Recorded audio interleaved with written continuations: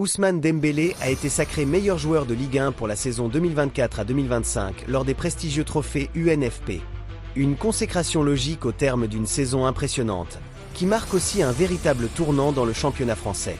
Pendant 5 ans, Kylian Mbappé avait monopolisé cette récompense. 5 années de domination sans partage. Mais cette fois, la lumière est braquée sur un autre talent du Paris Saint-Germain, Ousmane Dembélé, qui réalise probablement la saison la plus complète de sa carrière. Sous les ordres de Luis Enrique, l'ancien joueur du FC Barcelone a atteint un tout nouveau niveau. 21 buts et 8 passes décisives en seulement 28 matchs de Ligue 1. Des statistiques qui témoignent de son efficacité retrouvée, mais aussi de son influence dans le jeu parisien. Dembélé n'est plus seulement un dribbleur spectaculaire. Il est devenu un leader technique, capable de faire basculer un match à lui seul.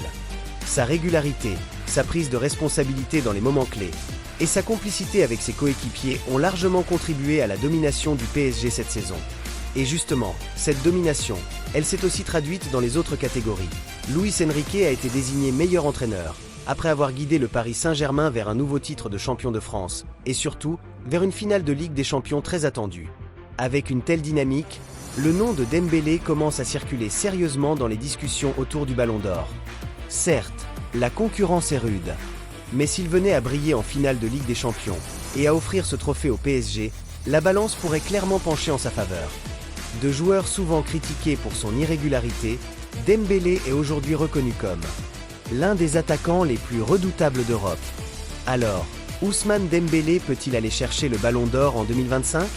Quoi qu'il arrive, cette saison restera comme un tournant dans sa carrière. Et peut-être